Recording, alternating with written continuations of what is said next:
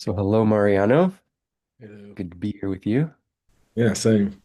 Yeah, so appreciate your openness to having a chat and recording that and kind of putting it out to the world. Yeah, thanks, Lou. And I appreciate your invitation. You bet. Yeah. So just where I'm coming from, I've been wanting to put out a little more content, and so this is a kind of a practice for me to do that. And so again, it's appreciate your willingness to kind of help me move in that direction. And you've seen that I had a YouTube channel, and you're like, hey, I want to kind of go in that direction too. So we talked about doing this together. Um, Hmm. we meet monthly. We met I think it was fall of 2024 at the Level One Internal Family Systems Institute's Level One training. We met at that training. I think it was about 40 participants and about, 10, 15 trainers.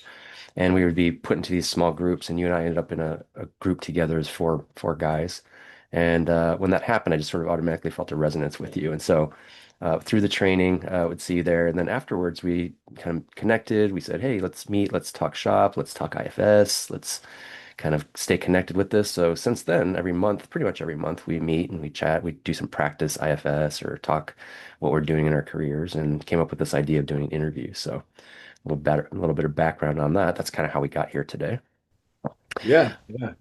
It's Yeah. the magic of Zoom because we're really geographically really right Y- far apart. Yeah. Like, Yeah. You're in so, Argentina. I'm in Florida in the US. So geographically in different places. So yeah, for those that don't know, I'm a therapist. I did a midlife career change and went back to school for social work. And so been doing that and really quickly gravitated to IFS. And so I also have a background in 12-step programs, specifically adult children of alcoholics, dysfunctional families. And so there's a tradition kind of within 12 steps of sharing your story and putting yourself out there a bit.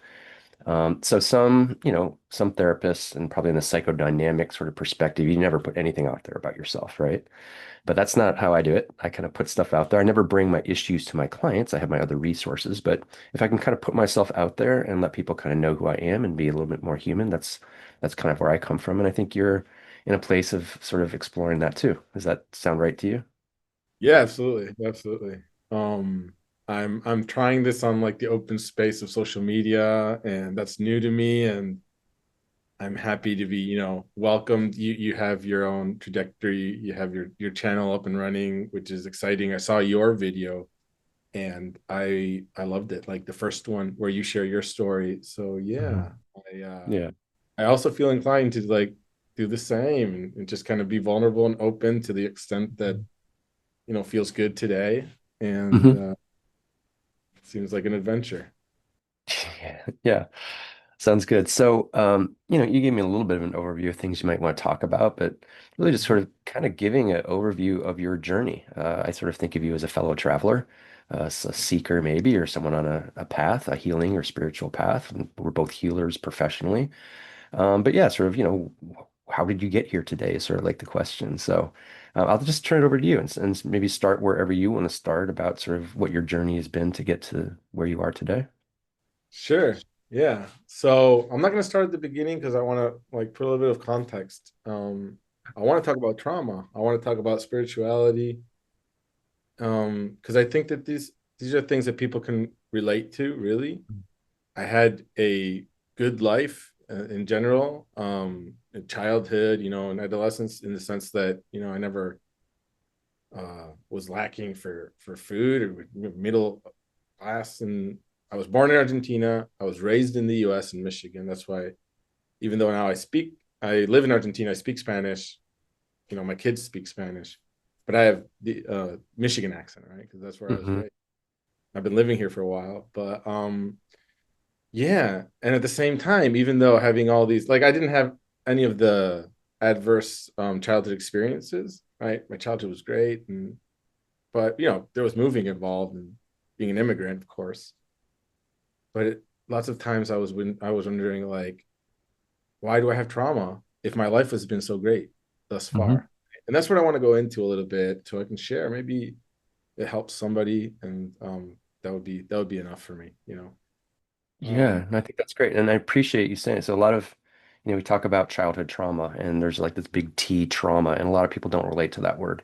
They say, well, I wasn't beaten, or I wasn't abused, I wasn't starving. But we also maybe talk about the lower T trauma or the drip, drip, drip of trauma, or it comes in a lot of different flavors. Or we just talk about, not getting everything I needed as a kid. I mean, as humans, we're really wired for connection. And if our parents are distracted, they have their own issues going on, they may love us, but they just might not be available as kids in the way that we really need to have a sense of security growing up. So I really appreciate you highlighting that, we use the trauma word and a lot of people are like, I don't, that's not me. But my perspective is most kids come out of childhood with, some dents and scratches, just because that's kind of what a human childhood is. So, and I don't know that much about you, so I'm really curious, to sort of hear a little bit more about your story. Yeah, yeah, it's just like you said. And for instance, it took me a long time to start reading and learning about trauma precisely because of what you mentioned. It was like, that can't be me. It has to be something else. So I was seeking more along other lines, right? But maybe attachment, maybe other things that were like, well, let me see, maybe it could be this or that. Eventually, I started reading Gabor Mate and the big T and the little T and the body keeps the score, also another um influence and yeah, I was led to IFS, but yeah, now I can go back to the beginning. Mm. Um, I was born here in Argentina, and I had a really really happy normal childhood, I guess you could say, whatever whatever normal means. But anyway, at age 4, my father he got a job in Detroit, auto industry in the 90s. Chevy was huge, GM, and lots of other immigrants from my own country and from all over the world got jobs there. And so yeah, I had to learn a new language and you know say goodbye to my grandparents and just basically the life of an yeah, first generation immigrant. So for me, I do have like a 6 month period where I don't have any memories. That's the truth. It's Mhm. like a blank, and that's pretty much the time where I learned English. My mom, I've seen these videos. I learned the language, and my brother as well, like really quickly. And all of a sudden, I had like the perfect accent. And I think all children at that age, like they're sponges. They pick up on everything. Hmm. So in like no time, I had already adapted. I could read in English and Spanish when I was 5, Wow. and yeah, and it was just like I was like this perfectly adapted little kid, even though I have Hmm. that 6 month window of not remembering anything, which must have been traumatic and very difficult for me. But after that, it was like everything was fine. I Right. remember. But that period is just a really an intense transition for anyone, but for a small child, that would be leaving the people that you know, leaving the world that you know, and going into a whole foreign sort of place. Yeah, absolutely. And my mother thought that the best way to adapt and to kind of fit in was to, as much time as possible be in preschool and be with other children and stuff, Mhm. which perhaps for me was like attachment wise was like, no, I want to be at home with my mom, not with these strangers that speak in this other language. But matter the fact of the matter is, like, eventually I was reading and writing in both languages, and then I think I was offered to skip first grade. My mom was like, no, I don't think that would work out for him because I don't know, we're new here, whatever. My brother eventually 2 years later he did skip first grade, went straight to second Hmm. grade. And this is a whole other issue of neurodivergence that I guess I'm going to get into as well. Hmm. But yeah, like good childhood. I had friends. I got along well with most people, with teachers, in fact, and I learned and I had did well all around. And eventually, when I was 11, my family, we decided to move back so that both my parents could work Hmm. back home, even though the economy here isn't uh is yeah, it's not so spectacular and maybe not as comfortable as it was in the US. But my family's here. Both my parents could have pretty good jobs here. My mom could have Hmm. just lawyer in the States. Her degree here wouldn't hold up, and Hmm. they made a decision, and that was really hard for me. So that was Hmm. like a traumatic event I really recall perfectly. It was just really hard Wow. because I had to learn Spanish again. I had this accent that, I lost Hmm. my native Spanish accent all those years I was abroad. Hmm. So I had to, kind of tweak my Spanish accent again and Sure. learn words like every now and then. To this day, like words in English kind of seep into my Spanish, Uh-huh. a warning, and I kind of have to like figure that out. And at the time, that was hard. I was 11, and everything that is implied with adolescence and the neurodivergent part did start to. Of course, I didn't have that vocabulary at the time. I didn't know that was a Sure. thing. Nobody knew that was a thing. Hmm. I was, yeah, different than most of my friends, right? I wasn't, having a good time at school. I would get bored easily. I was having great grades without much effort, but at the same time, I was like creating trouble in the sense that I was so bored and I just didn't fit in. I was like, I want to go back to the state. I went into like a private school, kind of like very, very like narrow-minded conservative folk, and I made really Hmm. good friends. But at the same time, it was so different than being in a public school in the U.S. where, like, I don't know, I just felt like I fit in more. Right? It was. I Hmm. felt like I felt like I was in like Harry Potter. Yeah. The go with the tie, and it was Yep. just fun. Right? That was my school in Argentina. Um, Yeah. And learning to navigate these different environments. yeah, yeah, Yeah. it was so strange for me, and there was no girls at the school, which is also strange for me, right? Because I was like used to like the co-ed. Hmm. So all these changes they came about, including plus the neurodivergence, and I was expected to adapt, right? And I did, and my brother did, and eventually my sister did, and nobody talked about how difficult that these life transitions could be, and that we just kind of went with the flow, Hmm. and everything was just normal. I guess I did have a more difficult adolescence than childhood. Childhood was just like seamless. It was beautiful, and the Hmm. uh, the adolescence, that transition was kind of like shaky and bumpy. Hmm.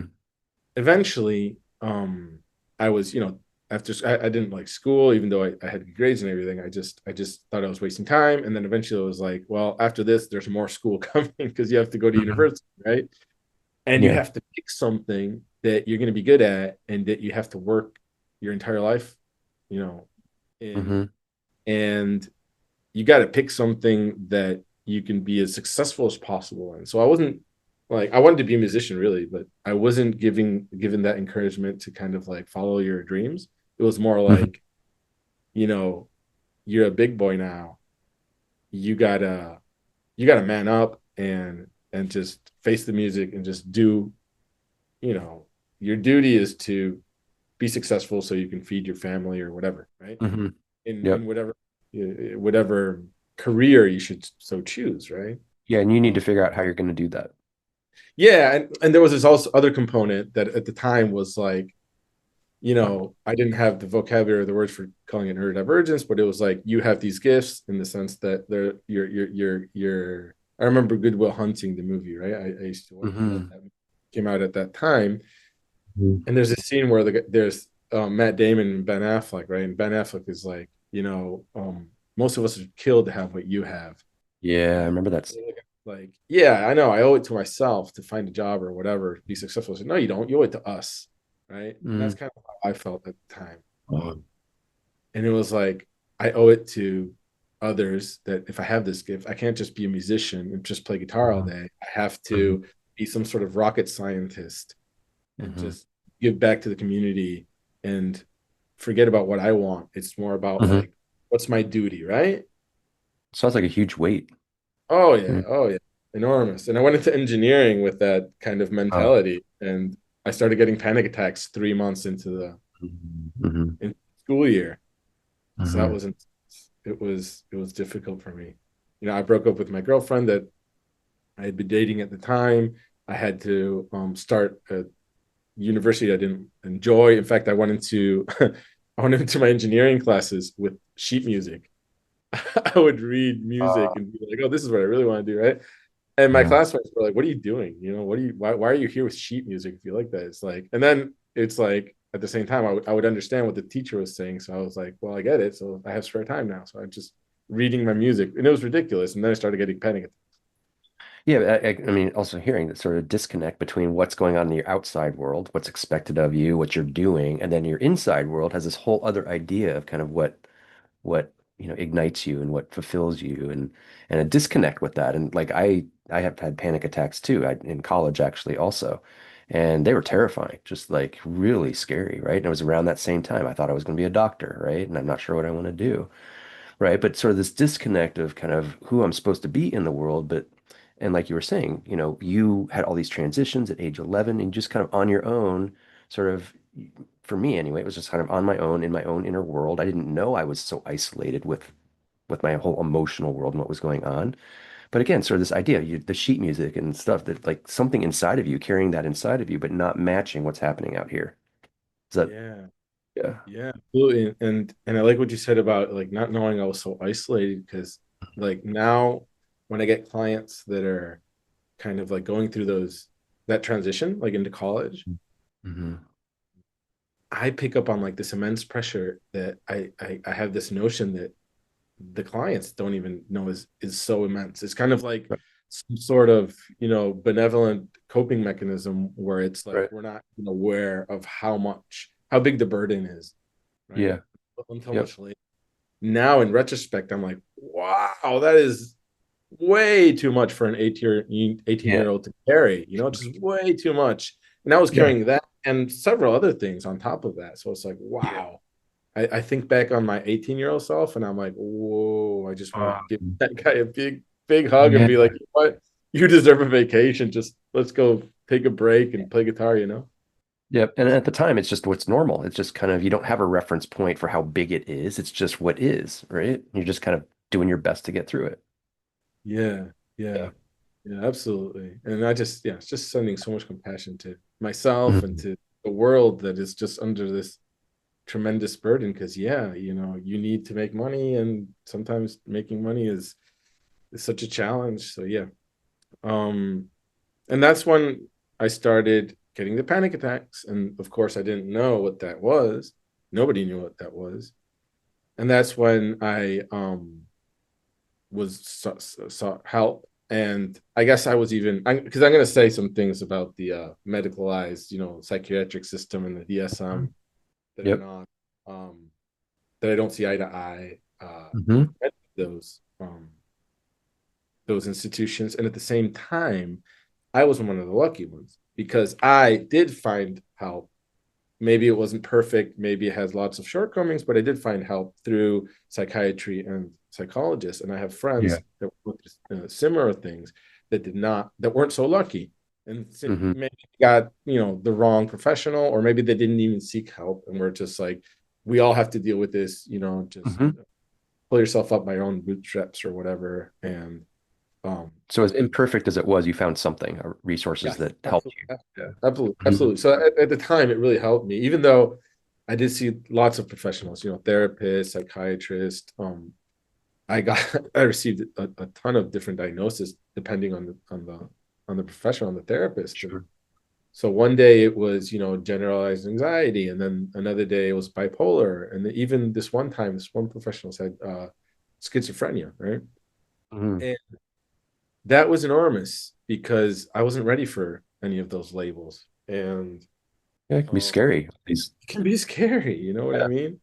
Hmm. Um, Plus, those labels are supposed to like be like, this is who you are, because like in the case of schizophrenia or psychosis or bipolar disorder, these are like things that you're not gonna one day not be bipolar. You're gonna This is you, period. Right. Right? Right. Whereas like I don't know, anxiety, or like you can heal from it, and one day you're not going to be anxious. But in the case of bipolar, oh yep, you're going to be bipolar no matter what. And Yeah. And this at is the who you are. scary, yeah, this is who you are. This defines you, and Yeah.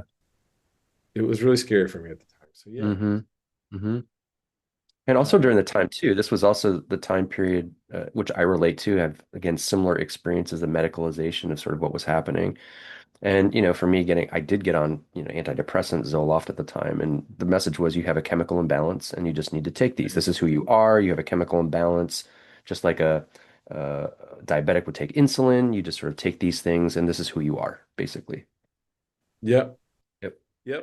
That was very similar to what I experienced. Mhm. Fortunately for me, um, and this is not something I'm encouraging anybody to do, but I didn't do what lots of the psychiatrists told me to do, and I was just Mhm.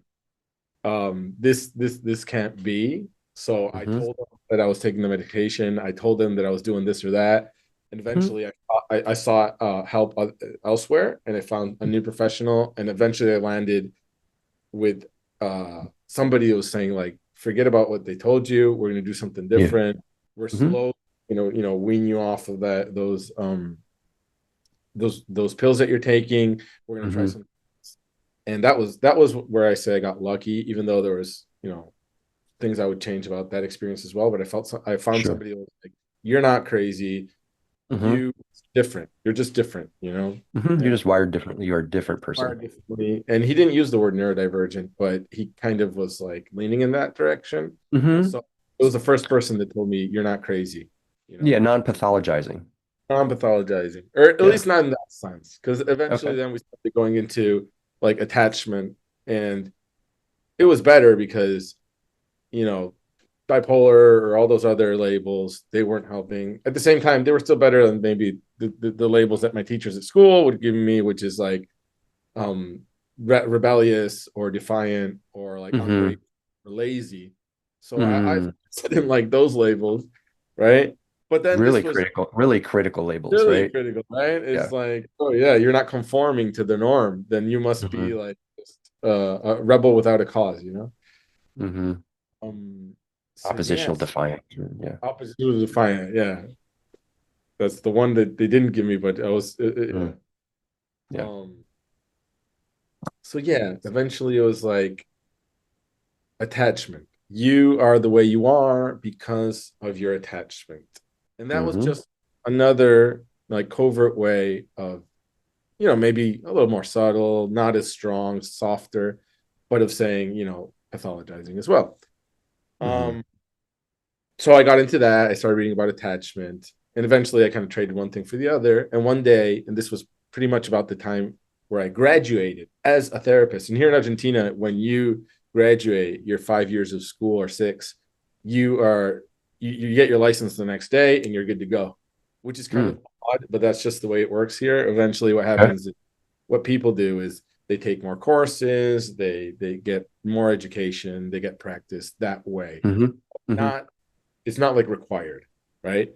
Not like in the Mm. States where you're required to do a certain amount of hours. I mean, eventually you do those amount of hours and you do Right. seek vision, but it's not like Not like a mandatory. set registered internship or something like that. Correct. Yeah. Yeah. Eventually people do it, but it's like you do it your own way. Mhm.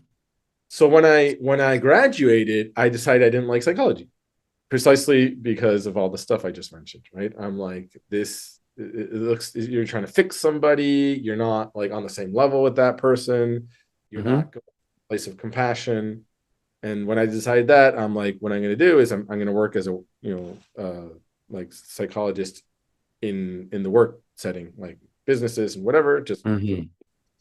and I decided to go to India and study meditation because I was always curious about that stuff.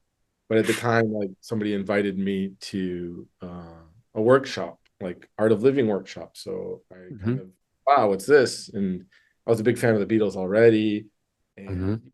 had gone to India, and they had learned meditation there, and I was aware of that.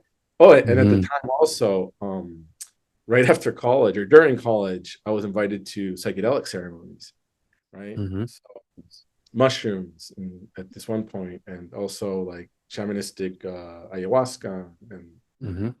sort. And wow, that just blew my mind. And so I Mhm. had a hunch that there was another way of seeing life and another way of seeing like therapy.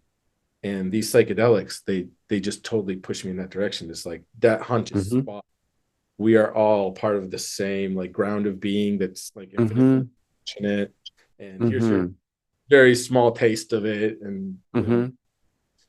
and that just opened up my mind. And I had Mm-hmm. read Aldous Huxley, The Doors of Perception. So Mm-hmm. when I read that, I think I was like 18 or 17, and I was like, this is never going to happen to me because where am I going to find, um, Mm-hmm. right? And then when maybe it was Right. when I was like 22, 23, I got invited to this San Pedro ceremony, and that really opened up my eyes and opened up my heart. And it was like, Mm-hmm. why was I not taught this in college? Mm-hmm. Why are we not Mm-hmm. talking about this in university? Mm-hmm. So I decided, well, maybe I'm not fit to be a psychologist. And where can I Mm-hmm. find this amazing knowledge in India? And that reminds me of Be Here Now, the book by Ramdas. Mm-hmm. He met this guy in India because he was Harvard psychologist, and I had read that book, so I'm like, I want to do the same thing Mm-hmm. as Mm-hmm. did. So I saved up for 2 years when I was working in the family business, which was an HR consulting firm. So I worked in HR. Mm-hmm. I liked it in the sense that I got to meet people, I got to do some cool stuff. I got to, I was even into like team building activities and working with middle management to kind of Mm-hmm. train them for leadership skills and stuff. And I saved up for 2 years. So for 2 years, I didn't spend on anything. I lived a very Mm-hmm. full existence, with my only goal of spending 6 months in India back then. Mm-hmm. I'm really feeling a sense of connection or direction with this and commitment to it, clearly. Yeah, Yeah. yeah, absolutely. I Mm-hmm. was like on board and fascinated Mm-hmm. by spirituality. Um, Yeah. and like I was just feeling so much better. Those panic attacks eventually, I mean, I didn't have panic attacks. I started healing. I started feeling better, even though I wasn't like regulated. I didn't have vocabulary for that at the time. I Mm-hmm. was still very tense, but I was functional. I Mm-hmm. still had lots of good things in my life. I was enjoying myself more. It wasn't like that time of extreme anxiety where I would have Mm-hmm. several panic attacks a week. Mm-hmm. Some points I was feeling suicidal. Like I said, Mm-hmm. that that very painful period. But yeah, Yeah. it was where I was feeling suicidal, where I couldn't like Mhm. focus, where I had Yep. like mental fog. And that Mm-hmm. lasted my college years, maybe 2 years of that. That was just, Mm-hmm. I'm amazed that I could even get out of bed and go to college and get a degree in that state, but I did. Yeah. Yeah. Um, and that's where all the trauma I'm talking about. It's like I didn't know it could be trauma because it's like I had such a great life until then. So how could it be Mm-hmm. trauma? Must be something wrong Mm-hmm. with my brain. Something's wrong with me. Yeah. Yeah, something's wrong with you. Of course, after that, now after the fact, I can explain that trauma. It took me lots of reading, lots of feeling, right? Mm-hmm. Eventually I was not in such a painful state. I was feeling more compassionate about myself. Mm-hmm. Expecting myself, when I was in college, I was like, I'm expecting to graduate, write 3 books, get a PhD by the time I'm like 28, and Mm-hmm. then I don't know, have a chair in I don't know, MIT or Harvard on philosophy and whatever. Mm-hmm. Three, I was like Mm-hmm. setting these ridiculously impossible like milestones for myself, and that just Mm-hmm. any sense. And Yeah, very when, future oriented of where you're supposed to be at some point. yeah, what I'm supposed to be, not what I want to be, right? Mm-hmm. Because like eventually, and I think the psychedelic experiences helped a lot. Eventually I started really feeding into and feeling into what I wanted to do, not what I Mm-hmm. was to do, or what I felt like so much shame if I did what I wanted to do, until like these very compassionate experiences with Mm-hmm. psychedelics showed up, and I started reading all Mm-hmm. these books, and I was like, hold on, there's like a whole other world where there's Mm-hmm. and there's love, and it's not like what I'm supposed to do. That's what led me Mm-hmm. to it, Mm-hmm. right. Yeah, and just maybe even just to weave in a little bit of internal family systems, like I sort of relate. Maybe a part of me wanted the chair and this stuff. A part of me sort of was conditioned to want this, but we come to a place, psychedelics or life experience, whatever it is, where we start to open up maybe to other parts of us that might want something different. And we start to listen to that differently. Yeah. It took me Yeah. a long time to be able to map out things in that way. Yeah. Absolutely. Because even when I went Yeah. to India, I still didn't have that capacity to make space for like both things at the same time, right? Like Right. the part wants me to achieve and this high achiever and this other Sure. one like what about all this fascinating stuff like music? Yep. Yep. And it feels very other or like which is true, like which is the right answer. Exactly. I still wasn't caught in that other or at the time because Yeah. like what happened then is it kind of overtook the like going to India and finding this new world overtook the high achieving. It's not, Mm-hmm. oh, they're both parts of me. It was like, no, hold on, this Right. part's on the back burner now. Yep. And Now now I want this to is do what's real, right? This is this. the truth. Yeah. Yeah. Mm-hmm. That's how I experienced it. So I went to Mm-hmm. India. I met all these gurus and went to ashrams and had all these Mm-hmm. fascinating experiences, which was Mm-hmm. so amazing. Very fortunate. Life-changing, probably. Yeah, life changing. Yeah, Mm-hmm. it's a privilege to go to India, and I really needed it because all my life I had been doing what I was supposed to do and just kind of Mm-hmm. like beat myself up when I couldn't do it. And for the first time in my whole life, I was like, I am going to do what I want to do. And what I want to Mm-hmm. do now is go to India and just backpack and meet people and have these Mm-hmm. incredible experiences. And that's what I did. Mm-hmm. Mm-hmm. Yeah, amazing. That was very compassionate because it Mm-hmm. was like, you're not a slave now. You actually have agency and you're free Mm-hmm. to choose. Right. And I chose. Yeah. And I'll Mm-hmm. never, that was beautiful. It's like a gift to myself, I guess. Mm-hmm. A different reference point about how someone might live their life other than what you sort of were locked into before then. Absolutely. Yeah. Mm-hmm. And then I came back and people were surprised that I went back to my job and I was happy to do so. I was like, Mm. yeah, went I backpacked, but I still want to work. I still want to make money. Mm-hmm. And that's what I did for a while. And in my spare time and with the money I got from my job, I would, go to retreats and still do all these awesome, like spiritual Mm-hmm. experiences and ceremonies. Mm-hmm. And, So kind of and able to keep different feet in different places, right? I sort yeah, of a foot in the spiritual and connection to India, but also a foot in sort of like, oh, the money earning and the sort of things that I have to do. yeah. And Yeah. the money wasn't more like it wasn't like high achieving. It was simply like, well, I mean, I have to make money somehow. And it's like if I Mm-hmm. could, it's some other way, but this is the way I Yeah. have, right? So Got to eat. gotta eat. It was practical, right? Yeah. Yeah. Yeah. And eventually what happened is in I started like moving in more like extreme circles in the spiritual community Mm-hmm. because I'm so fascinated by it, right? And I started participating in like tantric rituals, and people when I say that usually think like orgies and naked people, right? But Right. what it meant was also maybe with psychedelics or substances, Mm-hmm. just getting into this altered state Mm-hmm. and putting myself in like an extremely emotionally altered circumstance, which would Mm-hmm. be smoke a lot of pot and then like practice breathing exercises until you just completely lose your mind, right? Which is Mm-hmm. re-traumatizing because now I have the vocabulary to describe that, but at the time I did not. Right. And yeah, I mean, the people I did this with was like, well, this is what this This is a um spiritual journey, probably, right? journey, and Yeah. people in India do it like this, and it's like this very exclusive, like left-handed tantra sect does this, and this is like we're very privileged to be able to learn this, and blah blah. And then when I got Teaching. Mm-hmm. yeah teachings, and when I got like very activated, like sympathetic nervous system activation, Mm-hmm. and also anxiety and stuff, where they'd be like, "That's just your mind. See through it, and if you see through Mm-hmm. it, it'll go." Transcend that. Mm-hmm. And it did not go away. It's like, well, you just need Mm-hmm. practice. So yeah, at the time, I also didn't have an explanation for that, and I just stayed because it just seemed so cool, and eventually it did not seem that cool, and it was like, yeah, Mm-hmm.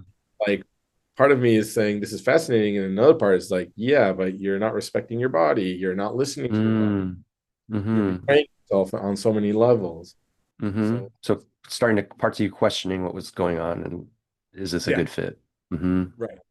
And eventually I was like, yep, that's enough for me. It's like Mm, mm-hmm. I don't I don't care if this is supposedly if this supposedly means I'm dropping out of the path or I'm being mediocre, but I'm going back to look for more like not less extreme ways. And I went back to Mm-hmm. psychology, right? And Mm-hmm. at the time I found Kristen Neff, self-compassion. And yeah, from the perspective of my yoga buddies, that was like, oh my God, I can't believe you're Selling self-compassion. out. Yeah, like Mm, self-help, right? Like mm-hmm. self-help. You're reading a self-help book. Is that what you're doing? It's like, Mm-hmm. oh yeah, you're Mm, selling out and that's shameful, right? But at the time it just felt right. mm, And so glad I did that. And I mm-hmm. read Neff's book and it was beautiful. And I started practicing self-compassion. And I took a Mm-hmm. course on Kristen Neff's work. Mm-hmm. Um, and yeah, that opened up something that I didn't have access to at the time. Mm. Do you have a sense of what that is or what that was? Self-compassion. Yeah. It Yeah. was the ability to stop torturing myself and Wow. to like really um open up to the parts of myself that were hurting and in a Mm. way Mm. that validated them. Yeah. So yeah, Wow. and I started well, I mean, I found one book that was maybe self-help-ish, and then I started was like, well, if this one is so wonderful, maybe there's more. Started reading all sorts The of self-help journey, right? yeah, The book yeah, book collecting. book collecting. Yeah. And I mean, it's a phase, it's okay. I'm not a fan of self-help per se. It was good. It really helped me. I went through all Brené Brown's books as Mm-hmm. well, several other authors. And I think like the point of all that was that it led me to what I eventually found is what brings you and me together, Mm-hmm. our work, which is IFS. Mm-hmm. And Internal family systems. yeah, internal family systems. Yeah, Mm-hmm. I wasn't looking for it, but I was in this online group that gathers around the work of Charles Eisenstein, which is also somebody that is a huge Mm-hmm. influence. I think is really amazing. Mm-hmm. And this one woman, she says, we're going to do witnessing circles. And I was like, yes, I've been needing a witnessing circle for so long. But it Mm. was not at all what I had imagined. It was like an Mm-hmm. IF circle group work. And Interesting. when and she said, I need a volunteer. And I was like, yeah, why not? I'll do it. So I volunteered. Mm-hmm. And yeah, immediately. It was just like a 30-minute kind of like guided session. Immediately, I was like, wow, what's this? Give me more. Mm-hmm. And she Mm-hmm. was like, you should read No Bad Parts. And I did. Mm-hmm. And I Mm-hmm. devoured it maybe in a day or two. And I immediately said, this is it. And then I read What another book, Big Shorts, and then another. what clicked with you with that? What is it that sort of is like, oh, this something what if it's Yeah. okay if you're open to sharing it, like in that moment, like in that 30 minutes or whatever, you said, oh, we kind of did this and something clicked, but like what happened? Well, I can tell you Yeah. exactly what it is. And it's Okay. the self. The notion that Uh, Big Shorts uses the self uh, as an experience, not as a concept, but she was like, go back to yourself and that part of you, that inner critic or whatever, right? Can you send it compassion? It's like, yes. Oh, okay. No, I can't. Okay. So which part of you is getting in the way of that compassion? This other part that's saying that whatever it is saying, can you send that yep. part? Maybe I Yep. can send, and then I can send the other one compassion, and then I can do this. It's kind of, she was pointing me back into the self, which is basically what IFS is all about. And when I Yes. read the book, it was like he was like, yes, our natural state is the self, which I had read in a bazillion times in like the Right. Oriental literature, right? And in Vedanta. Sure. Conceptually, you were hearing Yeah, about it. conceptually. The difference is I had experienced it in this Yeah. 30-minute thing, and then I Mm, like how to experience it through IFS, and I just right. kept experiencing it. And I'm not gonna say it's like this bliss state where it's like completely immersed in self, but at least a little bit. It's like a drop of self. But I knew exactly what it was. And for the first time, I was like, it's this. And I can, like, without a doubt, I know what it is. Whereas before, it was like this kind of vague concept of like, yeah, that's truly who we are with the self, but it's like Right. I wasn't able to feel it in the body in a very distinct Hmm. way. It was more like Hmm. imagine what it is based on some really nice experience I had either on a good Hmm. day, I was sunset or through ayahuasca or something like that. But Hmm. this time, like, no, in your day to day life, it's like when you're taking your kid to school and it's like everything's a mess. Can you Right. send passion to Right. that self? Right? And this idea that that's there all the time, That's right? It's not a there all place you have to the time. go to connect into. It's like if these parts, if we can separate from kind of these different perspectives or energies or feelings or thoughts and sort of lay, here's an inner critic here, or a part of me this, and if we can sort of identify those and we create the space that space, this idea of self, it's something that's always there. Yeah, Yeah. yeah. I immediately saw how this connected to my spiritual journey. I just immediately Okay. saw it. I Yep. had kind of put the at that time I'd put the spiritual journey in the back burner, not because I wasn't interested, but because I felt stuck. It was like Hmm. I can't proceed in the sense that I was taught of like pushing myself to these limits because the Hmm. body's telling me no, and I could see so Hmm. much gaslighting. There was just so much gaslighting in the spiritual community, and I was like, Hmm. I didn't know what gaslighting was at the time, but then I learned the word, Right. and I was, oh, that's what they were doing to me, right? And it's like, no, it's all in Right. your mind. Don't worry. Right. So, like, I But there's told this kind of a striving quality in the spirituality, right? And so again, there can be a process, people might call it spiritual bypass or whatever, but this idea that sort of I'm abandoning myself in this, I'm abandoning parts of myself in the process of this spiritual pursuit, right? myself, Yeah. yeah, I had abandoned a lot of them. I mean, every single mistake that is in the spiritual world, I made them all, right? So I Mm. feel like I Mhm. learned from them, which is great. But I feel like I made every single mistake, and this isn't like Mm. me criticizing myself. I'm amused by it. I think it's funny. Mm. Hmm. But yeah, I mean, I at the made time, them. it's painful, right? At the time, it's Yeah, painful and painful, disorienting and frustrating, but frustrating. Yeah. yeah. Hmm. But eventually, it's like, well, at least I'm paying attention, so I can learn from them, right? Mm. So again, Yeah. finding a gentleness in the process. Yep. Yeah. Yeah. So, yeah. I read that book. I read several others, and eventually, I was like, I want to go back to like psychology in the sense that I had abandoned the possibility of actually being a therapist because I was like, Hmm. the only way I know how to be a therapist is what I was taught, which you have to be in your mind. You have to try to analyze what's going on in the other person through your mind so that you can Hmm. make intervention and the other person can heal through your Hmm. wonderful intervention. Yeah, you can heal that person. Right. Right. Right. Exactly. And this was completely different. This was like, no, you need to tune in and tap into this energy, which everybody has, so that the other Right. person can tap into that energy as well. So you're both doing the Right. same thing, really, Right. right? Right. And what's healing is that energy, that life source, that self, which isn't Right. something I'm doing. I'm just allowing for it, right? Right. Right. And it's not something that only happens in those 60 minutes. It's actually something that's happening all the time, Hmm. everywhere. And we're Hmm. just kind of like making space for it to happen in our Hmm. session.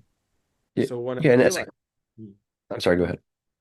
I was going to say, as a healer, the IFS perspective is, my job is to sort of connect within that, within myself and create right, space so that the other person can do the same, that they can connect with that within themselves and heal themselves. Right. So, yeah, me as a right, healer, it's not my job to go in and fix, to diagnose, to fix, to do all that stuff. My job is to create a space where they can connect into the truth of who they are.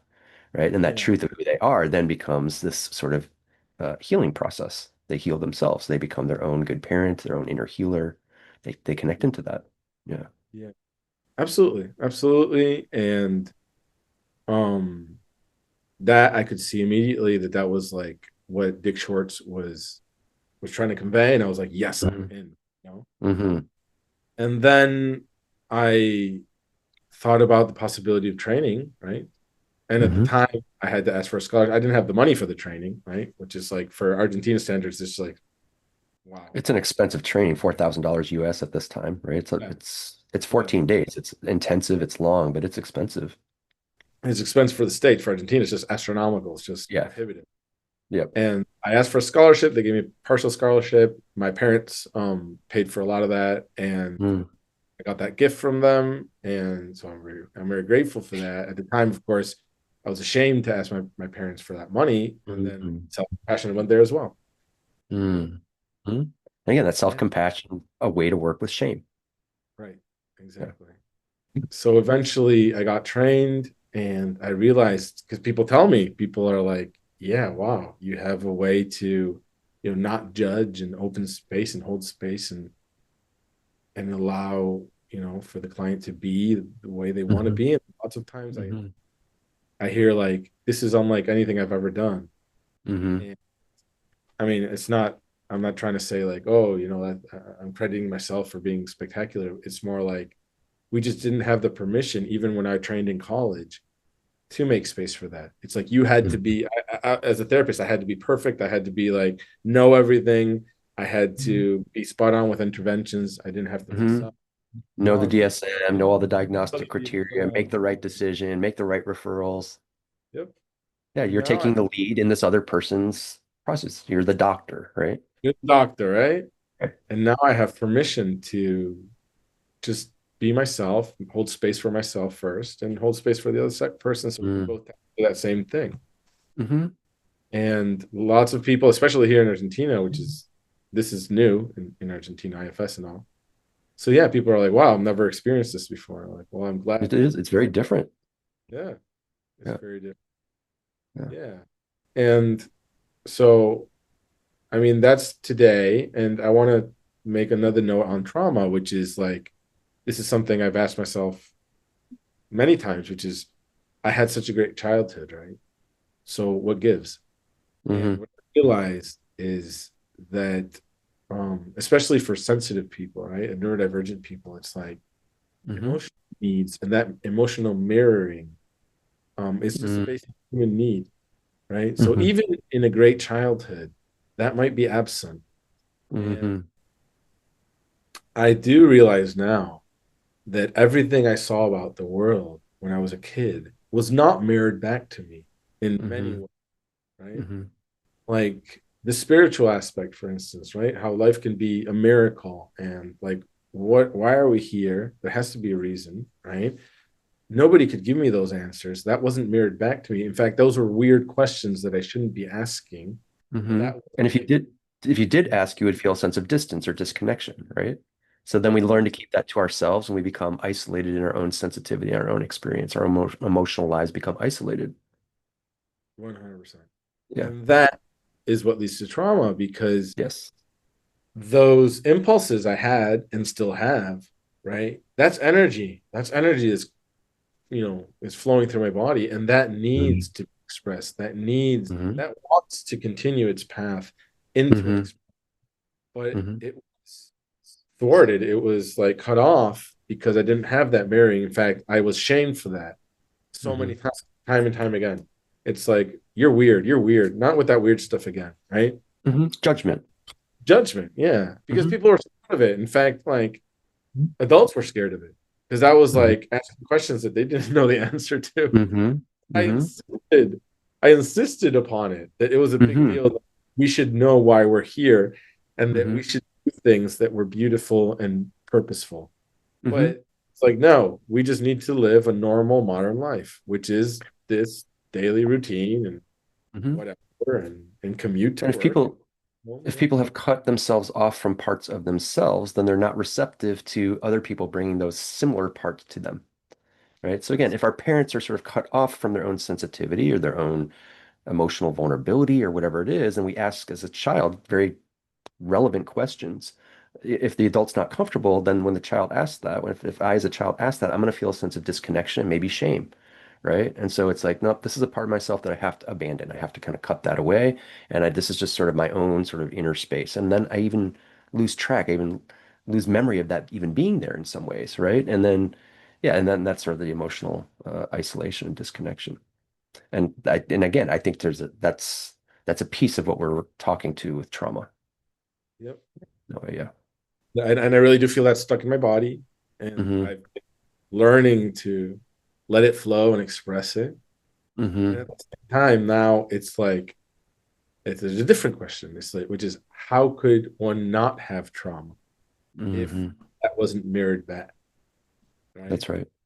Yeah, So, how could it be any other way, based on this Yeah. experience, the world we live in, and who I am as a person. It was inevitable that I was going to feel this sense of disconnection. Yep. Yeah. Yeah. So now these are the big questions, right? Like how do our like postmodern habits create trauma, like unconsciously or accidentally? Because it's Hmm. like how do our modern practices um create that disconnect?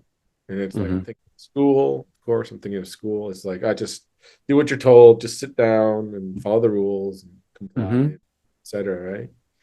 I'm thinking of, yeah, even university. It's like don't Hmm. question the underlying assumptions of what you're Hmm. taught and how Hmm. life is about. And yeah, and if there's that disconnect, that leads to trauma. So now we need like spaces where that energy can flow and we can leave that Hmm. out. Psychotherapy is one of those spaces, but just a very limited one. And I think that we need to make more spaces, just And socially. expand the idea of what psychotherapy might be too. Also. Yeah, Yeah. Yeah. yeah. I think And go ahead. I was gonna say like I think that in our culture, it's like I mean, not in every culture and in every civilization, there was this thing called psychotherapy, right? It's very new, and I think that in our culture, it exists because we don't have other practices like a big bonfire where we can go dance and express Yep. ourselves. Don't have rites of passage, really. Rites of passage, right? Yeah. And like that, where the emotions are welcome. It's like, blah, I need to Yeah. let all this out and Hmm. connect parts of myself. Like all these Hmm. ceremonies, we don't have that. So we need to find an hour a week that we need to Hmm. carve out so we can talk to the stranger Hmm. and help that stranger is going to help us connect to these emotions that we don't even Yes. recognize. Right? Create space for that to come out in a compassionate, holding, like a welcoming sort of way. Yeah. Because yeah, again, in the world that we live in, this has been the challenge. So I had a period of life I was pretty disabled, doing very deep work. And then, I was able to reconnect with myself more fully, more wholly, right? And then the question is, how do I enter back into the world, right? And not sort of lose connection with the parts of me that I've sort of reclaimed, right? And sort of move back in. So I went back to school and you have to jump through the hoops and do all this stuff. And it's a challenge to sort of stay connected with myself, stay open-hearted in a world that really sort of rewards and has expectations that I don't do that, right? That I sort of present myself in this way, and here's who I'm supposed to be. This is what I'm supposed to do. And if any part of me doesn't fit into that, there's really not room for that. Yeah. Yeah, I hear you. I hear you. yeah, Yeah. yeah. So we've got just a few minutes before we said we were going to be winding up. Mhm. So I appreciate you sharing about your journey. So what does integration look like today, sort of in what you're doing, kind of in your continuing sort of emotional and spiritual journey? Like, what does that integration look like today? And the neurodivergent piece? Mm. Well, right now I am pretty much practicing uh therapy, meaning Hmm. it's my main that's what I do every day. Focused on yogis, right? Focused on yoga Yeah, yeah, folk. yeah. I'm Yeah. opening up to a spiritual aspect. Right now, I have all sorts of clients, but in the future, and I mean next year, as soon as possible, I'm already doing free workshops in Spanish here in Argentina, opening Mm. up to yoga teachers and spiritual Hmm. practitioners. Hmm. I'm also going to be opening up to therapists that are curious about like how I can integrate um the whole outlook and the spiritual philosophy of India Hmm. and Vedanta and other practices Hmm. into therapy. And that's going to be Spanish. And then maybe next year, and the next year or the other year, is going to be Hmm. English. I'm going to focus on English because that's actually my native language. And at the same Hmm. time, I haven't lived in the States for so long. So I'm starting where I am right now, starting Sure. local, trying to expand, right? Right. And so far, so good. People are loving it. We did a workshop with my wife, that's a yoga teacher, last Saturday, and it Okay. was one in Spanish. Great. And we're gonna be doing more. And I just want to send this message of compassion and Mm. what spirituality is all about. And like you asked about integration, I think integration is being like familiarizing myself again with things that I've lost touch with so long ago that were Hmm. from the time and that I just disconnected. So Hmm. I really see now like mental disorders or what we call symptoms, is simply something that we can't recognize anymore because Mhm. it's foreign to us. It's alien. So it's like, oh, it's a bad Mhm. thing. No, it's a great thing that if you're Mhm. familiar with it, like anxiety, for instance, it has a message for you and it wants to Mhm. say. And in the Mhm. spiritual tradition, like the tantric tradition, we can call it Shiva and Shakti, right? The energy, which is Shakti, has a message for me, and it Mhm. wants to be known, it wants to be seen. If Mhm. I can recognize that, then it'll Mhm. transform into something beautiful. If I Mhm. can't, then it'll stay as something really, scary. And Mhm. I think that symptoms are basically that, something that we can't recognize. And that's why Mhm. we want to get rid of them. And we think of them as something that is abnormal and something that's not allowing me to live my life. Mhm. What if we learned how to recognize them and be like, oh, I know what that is. Yeah, Mhm. that's Mhm. part of me. And it's something Yes. very sacred, in fact. Mhm. So Mhm. symptom all of a sudden doesn't isn't something that we need to like label or get rid of. It's something that we Mhm. need to love. So that's how I see integration, and that's what I'm trying Mhm. to do in my life. I still have lots Mhm. of quote unquote symptoms in the sense Mhm. that I still experience anxiety. I still Mhm. experience lots of difficult emotions and feel Mhm. stuck in my body. And it's Mhm. now a matter of being like, this is a gift. This Mhm. stuck is that energy that's looking to be recognized again. Mhm. Yep. Still feeling it as something foreign. So now it's become more of a practice that I mean, I don't want to say I enjoy because sometimes it's very difficult, right? Yep. But Be I do want painful, to scary. painful and scary. I do want to say there's meaning in it. There's so much Mhm. meaning wasn't there Mhm. before. So Mhm. that's what inspiration looks like for me. It's a very meaningful, Mhm. sacred process that has its Mhm. ups and downs, and it feels like so frustrating and ridiculous at times. But at least Mhm. like I can find purpose in it now. Yeah, that purpose. And I really do see internal family systems as embracing that and the idea of the book, no bad parts. There are no bad. If we look at sort of the intention of that part of ourself that's expressing itself in that way, there's a reason for it. There's a meaning to it. And if we learn to listen to it with a sense of openness and curiosity, these 8 C's and IFS, if I can bring that to it, well, then it's not a pathologizing sort of something I need to get rid of. Right? It's just something that I need to learn to listen to and integrate into my life. And recognize there's a whole range of needs maybe that are behind all of that. And if I can learn to listen to the messaging and tend to those needs, right, that's a path of healing. I love it. Yeah. Yeah. Yeah. So, wow, I really appreciate your openness, Mariano. I really relate to a lot of your journey. Um, and we'll put some links to the resources that, we're doing our stuff. We'll put that in the description so people go to workshops or other things that might be relevant. But yeah, I continue. I look forward to continuing our journey together and kind of seeing where this goes. And I appreciate your time and energy today. All right. Yeah. I really enjoyed this. We should do it again sometime. Yeah, we'll do it again Good. sometime. Okay. Yeah. All right, Excellent. Marty. Well, you take care. Yeah. Yeah, Okay. you got it.